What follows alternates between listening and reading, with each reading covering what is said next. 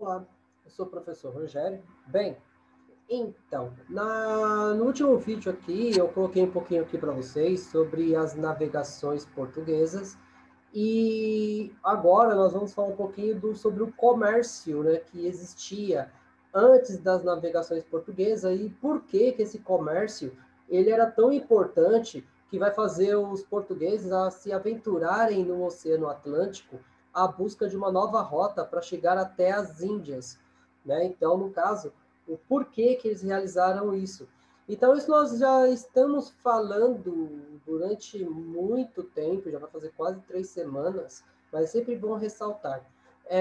O antigo mundo, né, ou velho mundo, ele reunia aí, no caso, a Europa, a Ásia e a África. Né? Então, esses três continentes, eles estavam interligados ou muito próximos um do outro, né? Principalmente levando em consideração que se for levar, se nós pensarmos na Europa e na Ásia, nós não temos uma fronteira natural que divida os dois, né? Que separem os dois. Na verdade, o que nós temos de fronteira é uma fronteira política, né? Então, que separa a África, ou a Europa, da Ásia. Tanto é que nós falamos muito em Euroásia, né? Então, Euroásia por quê? Porque ele engloba os dois continentes em um só, né? Mas as divisões políticas levam muito, né, esse critério, né, geopolítico.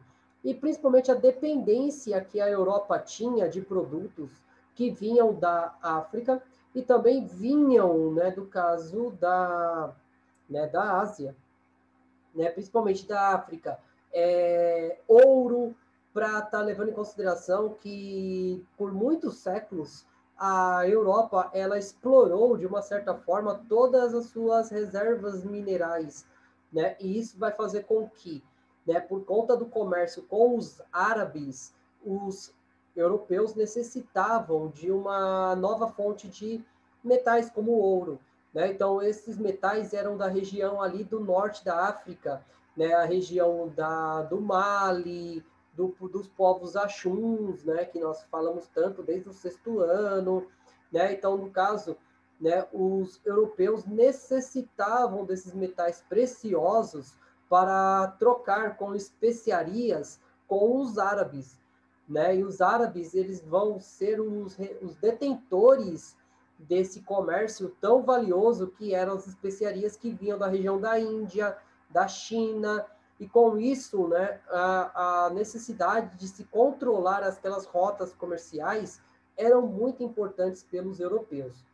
Bem, então vamos falar um pouquinho mais sobre isso e um pouco mais detalhado, né, sobre esse processo, né, falar tanto sobre isso.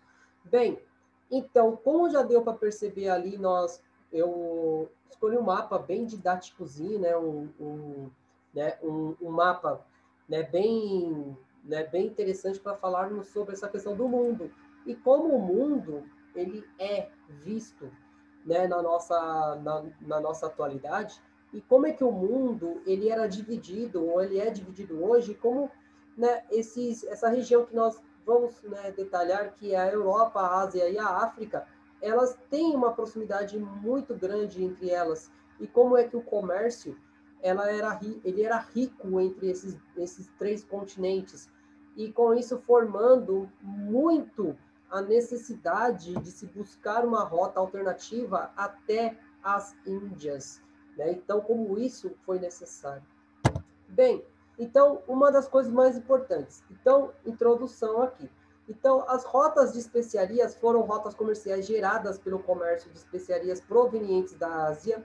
Então, estas rotas remontam à antiguidade greco-romana, interligando diversos povos ao longo do tempo. Então, da Europa até a Ásia, ligando importantes pontos comerciais e cruzando grande parte do mundo então conhecido.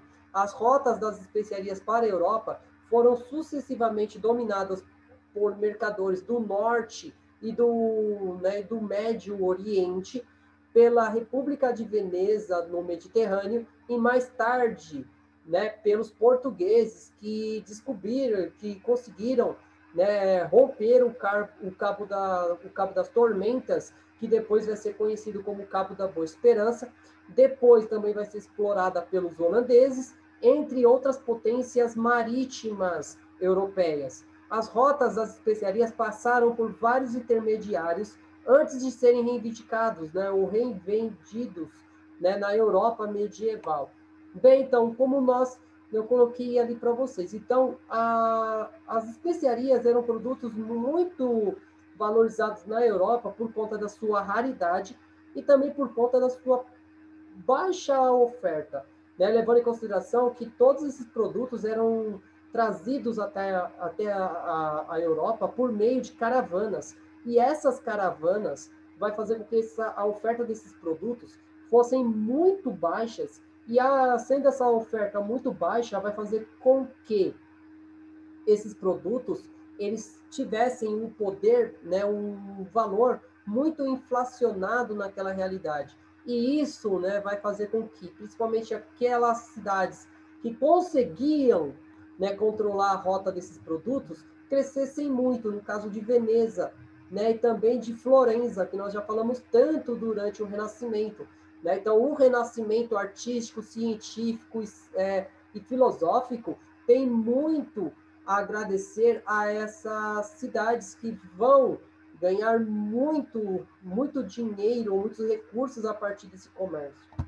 Bem, então as civilizações asiáticas desenvolveram o comércio de especiarias desde a antiguidade, mas o mundo grego-romano deu-lhe a continuidade comercializando, né, comerciando ao longo da chamada rota de incenso, ou rota romana da Índia.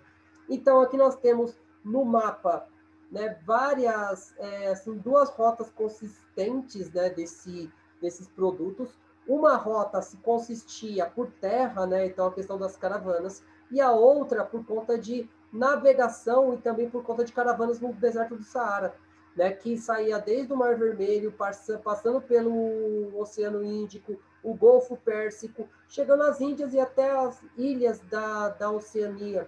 Então, isso vai fazer com que esse comércio fosse muito lucrativo, lógico, necessitando também de uma grande quantidade de investimentos, porque para garantir a chegada desses produtos até a Europa, demandava de muito tempo e de muitos recursos. E muitas vezes esses recursos eram perdidos no meio do caminho, levando em consideração que só durante o domínio mongol, né, da Ásia, que vai possibilitar uma certa pacificação nesse comércio, onde o Kublai Khan vai permitir né, a travessia por terra com uma certa tranquilidade. Depois da morte de Kublai Khan, nós vamos ver que isso vai, né, gerar vários conflitos e, principalmente, essas rotas vão ser tomadas em vários episódios por vários grupos, né, por vários grupos que vão tomar para si essas grandes riquezas. Bem, então a rota romana da Índia beneficiaram a tecnologia marítima desenvolvida pelas potências do reino Ashum, de 400 a.C. até 1000 depois de Cristo. Então, pioneira na rota do Mar Vermelho antes do século I. Então, Roma viria a relacionar-se com as civilizações em 30 a.C., partilhando o conhecimento até meados do século VII, quando os muçulmanos bloquearam as rotas terrestres das caravanas através do Egito e do Suez, então impedindo o acesso das mercadorias, né, pelos europeus, as mercadorias do povo de Ashum e a Índia. Finalmente, os mercadores árabes assumiram o transporte dessas mercadorias para a Europa, através do levante dos comerciantes venezianos, até em 1453, quando a queda de Constantinopla provocou um novo bloqueio da rota de comércio, agora pelos turcos otomanos, o que aumentaria os custos já elevados dessas especiarias. Bem, então, essas especiarias, elas tinham um papel fundamental, principalmente para a conservação de alimentos, né? Levando em consideração que até o século XIX não havia tecnologias domésticas para a conservação desses alimentos por questão de diminuir a temperatura desses produtos. Então, com, né, as especiarias, elas eram como se fossem conservantes naturais, preservando o alimento por mais tempo. E isso vai fazer com que esses produtos fossem muito valorizados naquela realidade. Mas, né, sempre levando em consideração que não era simples, né, trazê-las para a região. Então, no caso, os europeus, eles vão dominar esse comércio durante muito tempo, mas, né, mas com a queda de Constantinopla, né, os árabes vão dominar, né, esse comércio e, com isso, diminuindo o tráfego desse produto. E como nós sabemos, né, que nós vamos discutir ainda isso muito, né, durante a nossa formação, que a lei da oferta e da procura é o que regulariza o preço dos produtos, né? Então, quanto menor a sua oferta, maior o seu preço, né? Porque tem a quantidade de consumidores continuava sendo o mesmo. Então, no caso, quando diminui a oferta de um determinado produto, o seu preço ele vai ser elevado a uma forma exponencial, então cada vez maior. E isso vai fazer com que as especiarias se tornassem cada vez mais rentáveis, né? E isso vai fazer com que os europeus busquem rotas alternativas, como a gente já vem discutindo no vídeo passado. Bem, a famosa Rota da Seda. Então, a Rota da Seda era uma série de rotas interligadas através da Ásia, né, do Sul, usadas, né, no comércio da seda entre o Oriente e a Europa. Assim, os carregamentos eram transportados por caravanas e embarcações oceânicas que ligavam comercialmente o extremo Oriente à Europa. Provavelmente esse percurso foram estabelecidos a partir da Ásia e foram fundamentais às trocas entre os dois continentes, até as descobertas dos caminhos marítimos para a Índia. A Rota da Seda ela conectava Shangan, né, atual Xi'an, na República Popular da China, até a Antioquia, né, a Antioquia na Ásia Menor. Então, sua influência expandiu-se até a Coreia e o Japão, formando a maior rede comercial do mundo antigo. Então, nós podemos fazer um trabalho um pouco mais voltado para a importância desse comércio, né? Principalmente por conta dos seus produtos. Então, houve descobertas arqueológicas que remetem, né, à troca desses produtos com os romanos, principalmente por conta de descobertas com moedas. Mas essa rota ela fica muito conhecida por conta de um explorador de origem itálica, né, que nós vamos discutir ainda, que foi o Marco Polo. Então, o Marco Polo ele foi o precursor dessa rota. E é ele que vai, né, fazer com que o europeu ele tenha esse fascínio pelo mundo oriental. E a partir desse fascínio também encaminhando uma grande quantidade de recursos e riquezas para aquele novo continente.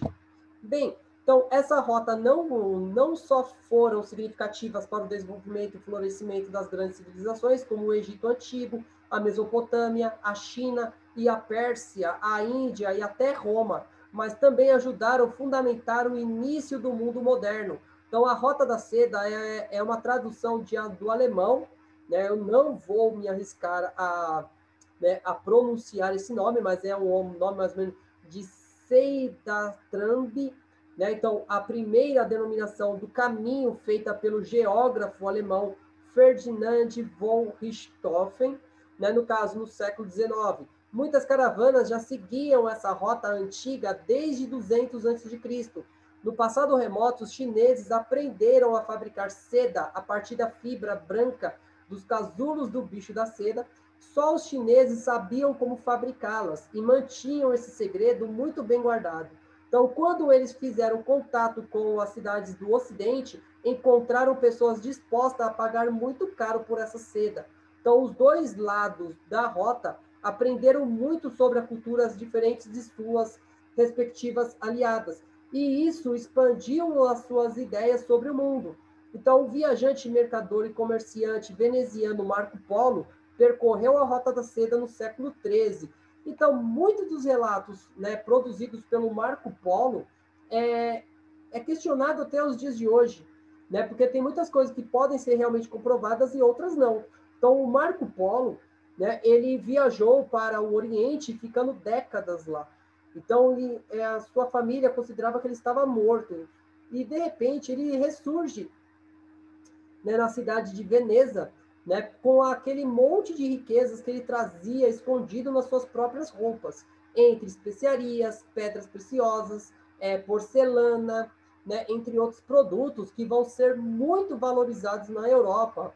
Só que, segundo relatos, esses produtos já eram conhecidos há milhares de anos pelos europeus, mas, né, o Marco Polo ele entra pela visão, né, mítica do herói, aquele que desbrava, né, territórios antes não explorados, e isso vai fazer com que ele tivesse uma notoriedade muito grande na história, principalmente por conta do seu heroísmo, né, de conseguir, né, de uma certa forma ou de outra, controlar essa rota e transmitir o conhecimento que já vinha sido trazido pelo europeu desde mais ou menos do Império Romano.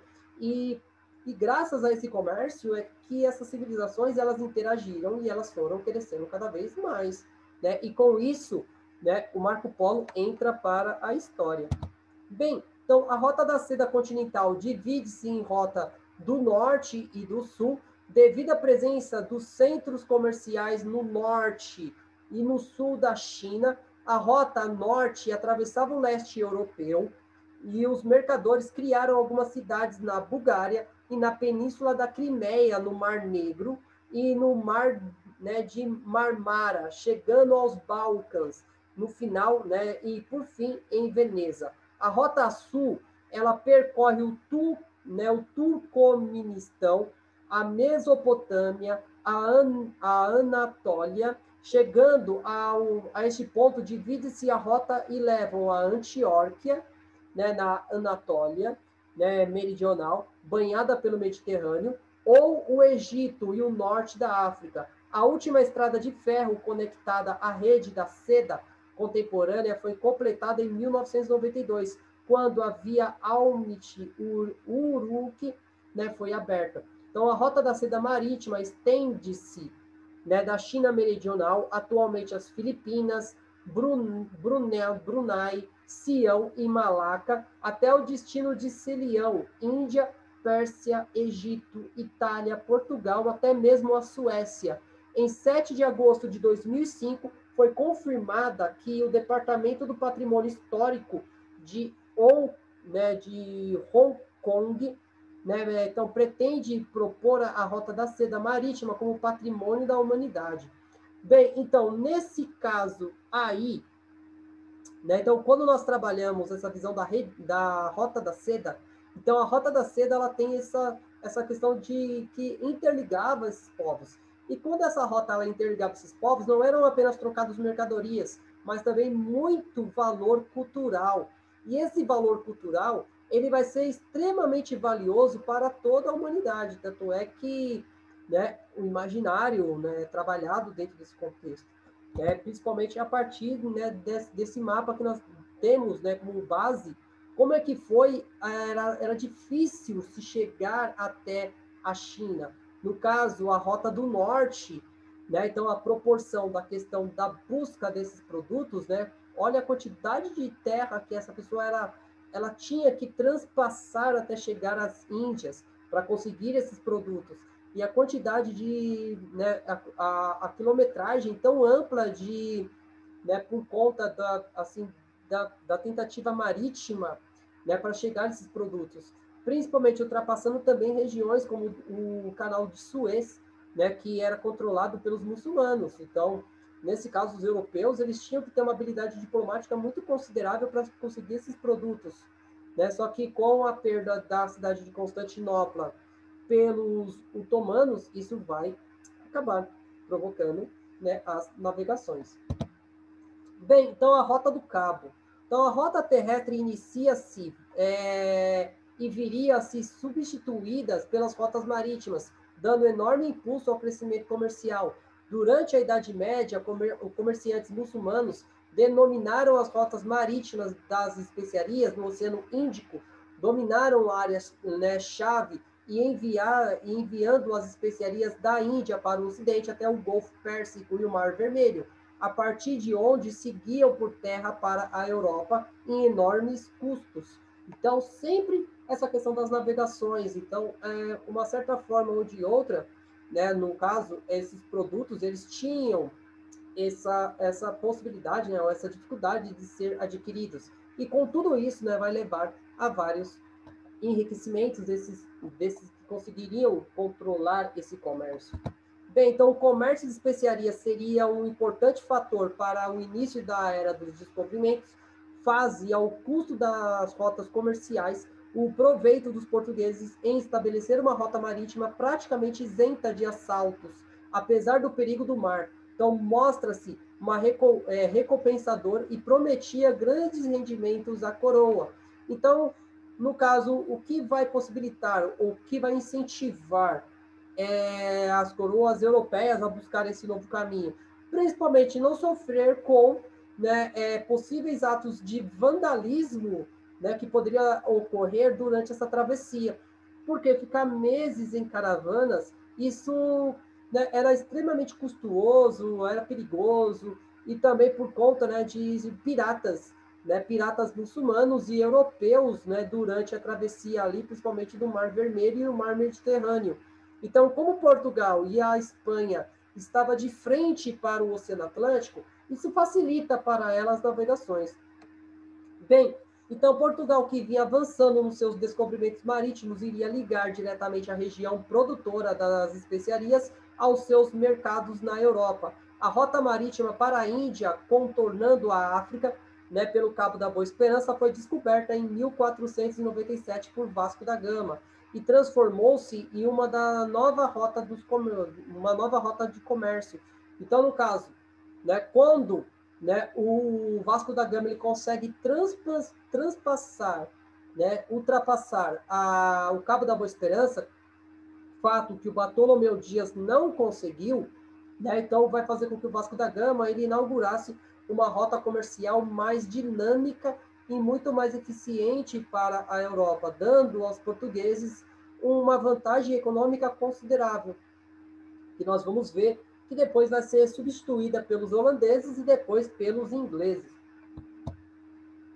Então, esse comércio que moveria a economia mundial desde o final da Idade Média até os tempos modernos, marcaria a era do domínio europeu no Oriente. Então, canais como a Baía de Benguela serviram como pontes para para as trocas culturais e comerciais de diferentes culturas, à medida que diferentes países procuraram ganhar o controle do comércio ao longo de muitas rotas. As rotas portuguesas foram limitadas pelos percursos, né? Então, pelos percursos, portos e nações difíceis de serem dominadas. Mais tarde, os holandeses viriam a se tornar dominantes e conquistando territórios conquistando território que eram dos portugueses e fazendo a navegação direta com o Cabo da Boa Esperança até o Estreito de Sunda, na Indonésia. Então, no caso, os holandeses que vão superar os portugueses por conta da sua maior e a sua mais eficiente marinha.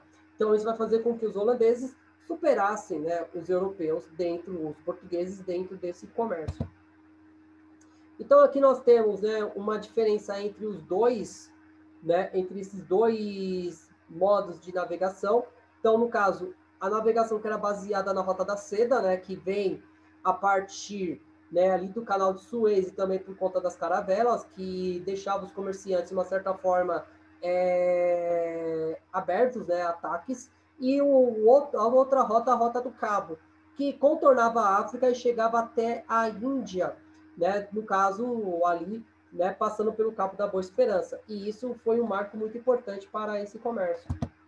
Né, então aqui nós temos esses exemplares, esses produtos tão desejados pelos europeus, que são as especiarias, e como é que isso vai mudar o mundo até então. Bem, então aqui nós temos o que nós vamos ver no próximo vídeo, que é as navegações, né, e a descoberta da América pelos espanhóis. Então, como é que as navegações espanholas contribuíram para a chegada do homem aqui na América? né? No caso, os europeus na América. Então, como é que isso foi possível? Né? Então, como isso mudou também com o mundo até os dias de hoje. Bem, então, eu agradeço a todos, né? Então, com isso eu termino, né, essa parte das navegações portuguesas. Então, já venho agradecer vocês aqui pela paciência, cobrando de vocês também aqui, se vocês gostaram do vídeo, deixe seu like, né? Se você não é inscrito no canal, né, deixa aqui a sua inscrição, né? Então, agradeço a todos pela paciência, né? E vamos continuar os nossos estudos, né? Por isso que importa. Bem, gente, obrigado, até mais.